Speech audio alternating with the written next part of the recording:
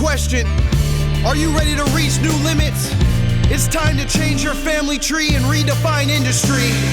Enough with all the cliche cookie cutter recommendations about finance, business, and life. You found the podcast to give you the tips you need to create the unconventional lifestyle and outcomes you've always wanted. It's time to build your own systems and play your own game. You're tapped in with the one and only Dan Nicholson, and this is Rigging the Game Podcast. Listeners, I am super excited to share with you that my book, Rigging the Game, How to Achieve Financial Certainty, Navigate Risk, and Make Money on Your Terms, is finally available. If you want more details, check it out at riggingamazon.com. And welcome to the show. Thanks for coming on. Yeah, thanks, Dan, for having me. Always good to see you. So Ann is his background. You're a recent graduate of CCA, so I've gotten a chance to know you pretty well. It's been fun to kind of hear some of your stories, and in particular hear some real world practical application of how you've ingested the CCA principles and done some really cool things, changes in your life that I think will be pretty profound for the people who are listening. But before we get into that, where I always like to start is tell me about yourself, but not the resume version. What is it that you want people to know about who you are as a human? Thank you. Yeah. So my name is Amagrande. I am an economist by education. I am a real estate investor by trade, and I am an educator, like a teacher by nature. And it's just something that has always been, something that we've done in our family. So, I'm really passionate about, just leading people down a path of self-discovery. And it's something that I really learned from my family, right? And so I grew up with generations of entrepreneurs in our family. My grandparents were entrepreneurs. My parents were entrepreneurs. Multiple of my sisters are entrepreneurs. And it's just something that's kind of ingrained in us, where we were always taught to ask the why, right? So rather than just going with, why things have always been done is because they've always been done, but just ask why, and help people to innovate and understand like the deeper level of things. And so that's just something that we've always done in our family. So that's kind of where I come from. Yeah, I wonder, and this is just projection from me probably, you mentioned that you're an economist by trade. Obviously, I'm an accountant by trade. These are very technical areas of education that come with a number of stereotypes people think. So going from economist to entrepreneur, and people hear that you have that economist background, do you face hurdles or stereotypes or anything that you have to kind of reckon with, given your background? Yeah, so what's really funny is that when people hear that I have a background in economics, they look at me and they say, "Whoa, you don't look like an economist," because most they've got the the elbow pads, and they just seem very very dry, right? And I just have a very vibrant personality, and I just kind of exude this positivity into the world. And I love to look at all of the silver lining that happens. It's really interesting. We've had a lot of conversations within CCA and about asymmetric upside. And when people start to hear us talk about the risks associated with things, right, they assume that we're very negative and we're playing devil's advocate, and, oh, why can't you just be happy about what's going on? Well, I am happy, and we are very excited about those things. But what we want to do is reduce that downside, so that all we do have is that asymmetrical upside, right? And so it's us being very positive, in that negativity. Yeah, it's unfortunate, because you're absolutely right. When you start talking about, we're naturally wired to see upside.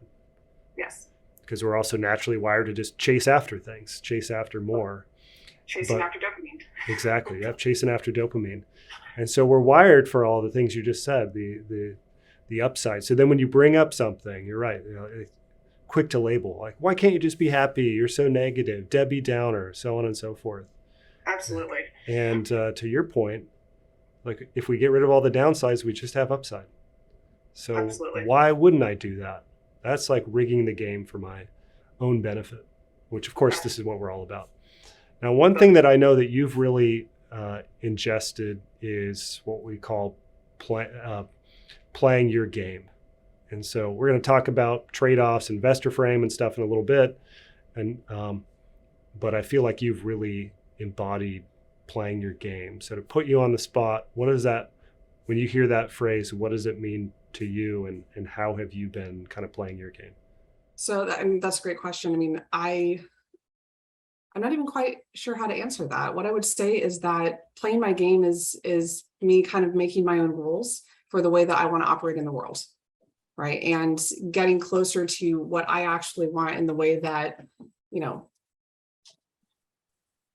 in the way that I see fit, right? And getting me closer and allowing me to do the things and help the people that I want to help in the way that I want to help them, versus helping people in the way that they want me to help them. And there's actually a distinction between those two.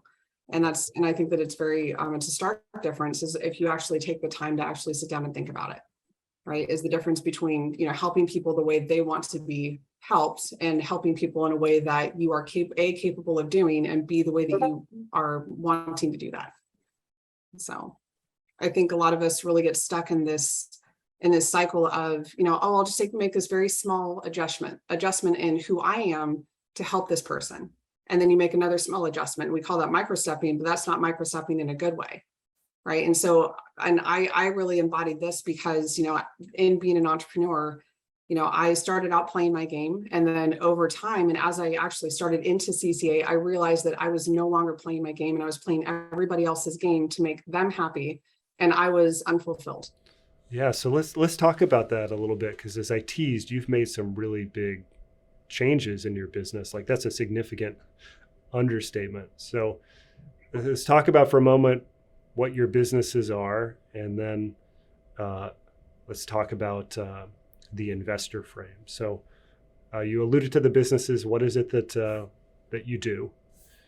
So I, as you mentioned, I do own a couple of businesses. So I own a private equity firm here in Phoenix. What we do is we work with investors and we do joint venture agreements, and we go out and we buy real estate with them. And so we do 100% of the work and allow our investors to have truly passive income when it comes to their real estate investing. So that is one. Another business that I was associated with, we were helping businesses in the tech space to raise capital overseas. So those are the two main businesses that I was involved with, and I'm now in the process, just based on getting back to playing my game. I am now in the process of exiting those. So where would you say that in terms of playing your game, things that kind of deviated that has led you to kind of recalibrate? Actually, a great question. So in the business in which I was helping to raise the capital for tech businesses, we all had an agreement as far as like what the things were that we were all going to be responsible for doing. And slowly it became, oh, well, Anne can take care of this. This will be a great, Anne will be much better at doing these things. And then it turned into, Anne doing a majority of the back end operations, and everybody else got to do the fun parts.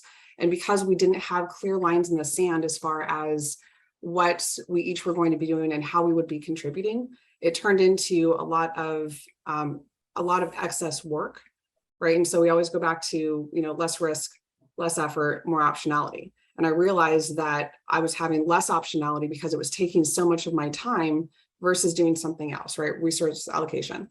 And then it was also increasing my risk because there were certain places that there was, either a lack of integrity or different pieces in there. And I just realized, these are not ways that I play my game. I'm a person of high integrity. I have high morals. And this is just something that I was always taught growing up. And as those things started to deviate from what I was, known to be true of myself and who I am and who I play in the world, that no longer aligned with who I was. And so I decided at that point, based on CCA principles and going through the investor frame, that was just not something that I was willing to do any longer. Yeah, and so many people who are listening now can probably relate to what you're sharing. My experience with you is that you're an achiever, and you've got this long track record of results, education, business, etc. And that's both your an incredible strength, and at the same point, it can get us in these situations where we get kind of taken advantage of, for lack of a better descriptor, where because you're willing to do whatever is necessary, correct, you end up doing whatever is necessary, and the other partners are like, cool, great. Anne's doing whatever is necessary. I get to kind of wash my hands of that stuff. Yep. and then you find yourself in a place where, like, to your kind of what you said, not playing your game anymore. Yeah. And resentment can kind of start to seep in. I don't know if that was the case for you, but it can certainly start to seep in because you're like, this is not what I got into business to do. Correct. Just because I'm willing to do something that's required doesn't mean that I want to do it forever and carry everyone else. Yeah. Well, this is what's so amazing about the certainty operating system, right? And is it, I can go through the investor frame, and then all I come back to is like, is this getting me closer, or is this actually me just trying to get more? And so in having those foundational principles, you can come back to it always, and you can say, is this getting me closer? Is this getting, am I actually just chasing? And I realized that I was spinning my wheels and I was just chasing after more when I was convincing myself that I was actually getting closer to what I wanted. And so in having those, and going through CCA, we were able to kind of identify what is Anne's closer and what is Anne chasing after more. And I kind of said, oh my goodness, I've just been chasing after more for so long. I need to take a complete step back, and I need to go back down this other path. And so I took did a quick reverse, and now I'm going down back the path of getting closer to what I actually want. Yeah. So if we can, let's kind of break this into pieces, because I think there's a lot to what you just shared. And I know that because I've heard some of the details, not all the details, but just the ones that I've heard. It's a lot. It's a lot that you've done in a relatively short amount of time. We talk about least amount of effort, least amount of risk. The reality is you're still going to put in more effort than probably everyone else that you know. Oh, absolutely. Right? I've accepted that about myself. And you're probably still going to take more risk than almost everybody or everyone else that you know. It's just relative to what you were doing in the past. Right? And so with that, we have these 4 commandments. And from those, as part of our operating system, you mentioned one of them, closer versus more. And then we have these 12, what I call algorithms, so really principles and tools that help us to implement the commandments. And so one of them is the investor frame. And frames are like, I think about it as like literally glasses that I'm putting on, that I'm going to have perspective when I'm viewing a specific issue. And the intention is for me to try to work through my biases and ultimately get closer to what we want, manufacture asymmetry, so on and so forth. And so we have the investor frame. And so in your words, would you mind sharing what investor frame is to you, how you think about it? And then I can add in my 2 cents here, but I'd rather hear your thoughts on it. Well, being an investor, obviously that was like a natural attraction. So I'm like, oh, the investor frame. Yes, this is my jam right here. And so it did end up being one of my favorite principles because, I can come in, and the investor frame actually just says, given all of the information that you know now, would you make the same investment today? Right. And that is not just financial, right? Not just from a capital perspective, but from an energy perspective, time, effort. So all of these different resources that we have, is this something that I would continue to do given that the amount of resources that are currently there? And I'll give you a great example. So as I invest in real estate, let's say that I bought a property for $150,000 10 years ago, and today it's worth $400,000. Now I have a significant amount of equity in this home now. So the question then becomes, do I look at this property and say, okay, now given that it's now worth $400,000, if I had all of that equity in cash, liquid cash today, would I make that same investment? And if the answer is no, then you know what you need to do. So the second part of the investor frame, though, is saying, okay, if the answer is no, then what needs to change in order for the answer to become a yes? And that becomes basically your roadmap or your plan in order to turn that into a yes. And if you are no longer able to do that, or if the answer is, hey, like there is nothing that I can do, nothing is going to tell me, hey, taking out this equity is going to be less beneficial, then great. And that's the answer that exists. And then you start down the path of removing that aspect. And so that's how I always look at it. But then, you start looking at this as far as your relationships, not only business relationships, which is where I took it because of, again, going back to playing my game, this is how I started looking at those business relationships that I was in. And, what needs to change. And we actually did this in one of my businesses where we said, hey, I'm unhappy with X, Y, and Z.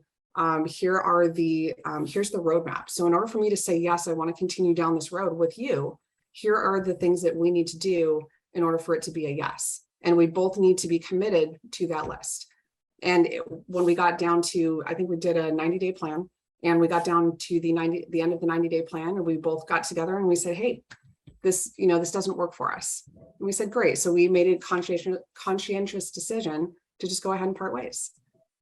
And there was no emotion. It was just, hey, like we have very different paths that we want to go down. And so it's becomes a very easy conversation to have with somebody, when you can say, hey, these are the places where I'm unhappy. Here's what I need to see happen in order for it to become a yes for me.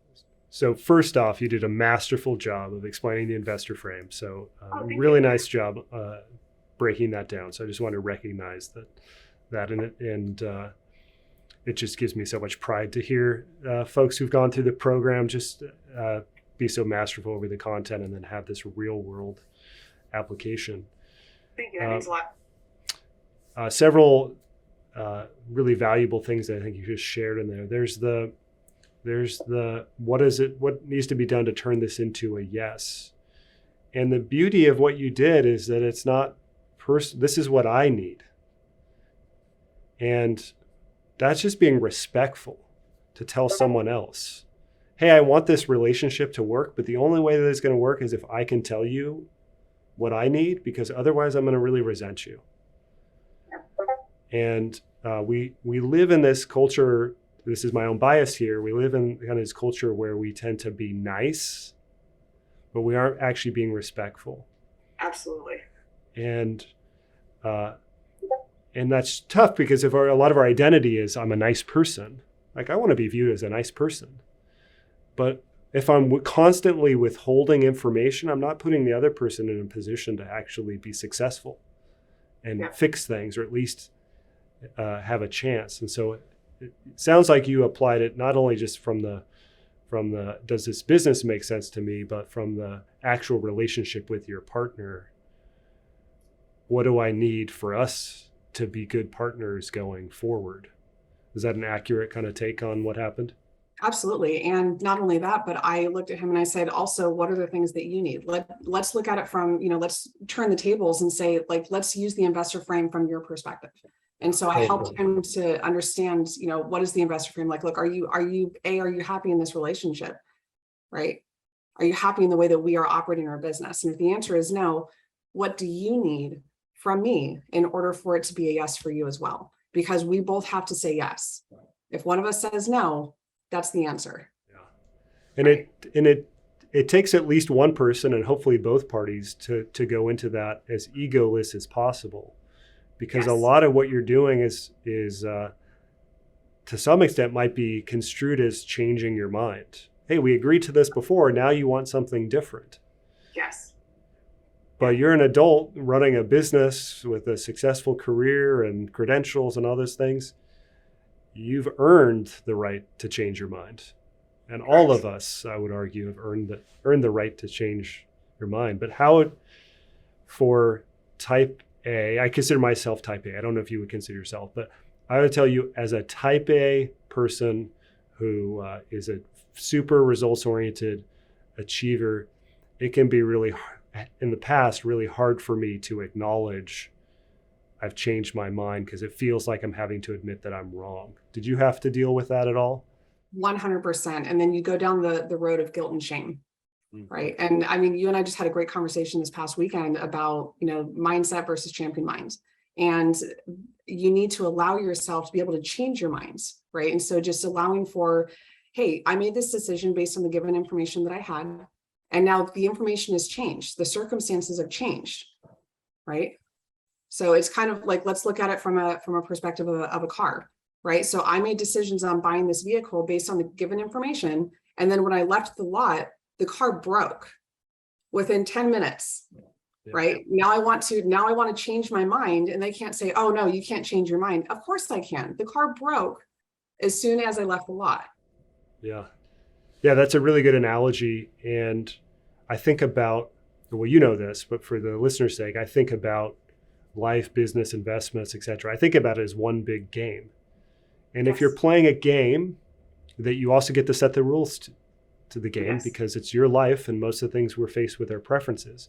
But if you were playing a literal board game or a sports game, basketball, etc., and you were losing, you might change the way you're playing that game because you want to win. That's Yes. kind of what we're talking about. And we respect the people who are willing to adjust in a game, but in life, we hold it against them. Correct. And I don't know one person that goes into a game and says, I don't feel like winning. That's so true. Yeah. Not someone that you'd probably want to play against. No. Like, this Well, isn't I mean, any I'd love to fun. play against them because I would always win. Yeah, that's true. Yeah, that's true. All right. So you had to confront kind of a lot of this battle is internal and feeling comfortable admitting that we're changing our mind. And there's a reorientation to recognizing that, of course, I'm changing my mind. I got new information. So why wouldn't I? That's a sign of intelligence and strength and fortitude, in my opinion. And so you're demonstrating all this fortitude. And so we confront the personal part of the relationship. And then how about the business side of things? You've made some changes in your investment portfolio, I gather. If you feel comfortable, can you share at least high level some of the things that you've done there and kind of what led you to do that? Yeah, absolutely. So, as you know, I'm in real estate. We own a lot of properties, and, we bought very, very well over the last many years. And so now we have a tremendous amount of equity. Our investors, have, a whole bunch of equity, and we are now starting to see where the market is starting to level off and starting to decline a little bit, right? And we don't know exactly where. Again, this goes back to, we make the best decision that we can with the given information, right? And so in looking at where the market is, we've got interest rates rising, we've got inflation that's out of control, we have all of these different factors. So right now we've made the decision that, the best position to be in is liquid, right? And so we are, transitioning because we're, again, going back to the investor frame. If I bought the property for 150, it's now worth 400. Well, do I want to wait until the property goes down to 300 before I cash out? No, I'd rather take that equity, pay my taxes, give the man his dues, and then just sit on the cat. Well, there's only two things in life that are guaranteed: death and taxes, right? So that's what you're here for. So what we're going to do is we're just going to kind of, sit on some of that liquidity, and I'd rather sit on that for, let's just say 6 months, and not get, that 10% return annually for 6 months versus losing potentially hundreds of thousands of dollars in equity, right? And so again, this goes back to trade-offs, right? And so the investor frame is very closely aligned and very, very tied to your trade-offs. And a lot of people, we can, and I am definitely guilty of this, I rabbit hole ridiculously when it comes to, looking through the trade-offs. Well, if I sell this property, what happens if the market goes up? Well, if I sell this property, what about the taxes? Well, what if I sell this property and I can't find another replacement? Right? So we can sit here and we can go through all of the trade-offs, but at some point we just need to start making decisions, and we take micro steps, right, toward those things. And then if we need to pivot, we pivot and take another micro step. And if we need to pivot again, we pivot and make another micro step. Right. And so this is how I've been moving through this past year and selling a lot of our properties. We'll sell a property or two, and then we'll wait. We'll say, okay, is the market still, is it still on an incline, or are we, where's the market looking? So it's just a way for us to take some of these principles that we've learned through the certainty operating system and apply them in real life. So you mentioned a tendency to go down a rabbit hole. Yes. And again, that resonates with me because I have a similar tendency to do that. But what I love about the fact that you call that out is that you recognize it. It's like, that's not a bad thing. That's just who you are. That's part of you playing your game. And again, I come back to these things that we've been told that we have to do differently. And I said, no, just recognize that's who you are. That's part of what you do. How can you use that as a strength? But then how can we make sure that we just don't take it too far? Knowing ourselves. Absolutely. And that's honestly that is the first part, is you really need to know yourself before you can move forward.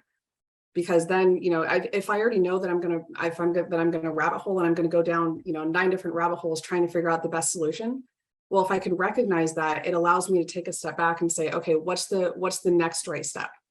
It's not about what is step number 9, which I typically will go through and say, oh, I know what step number 9 is going to be. It's about what is the next right step. And then what is the next right step after that? Yeah.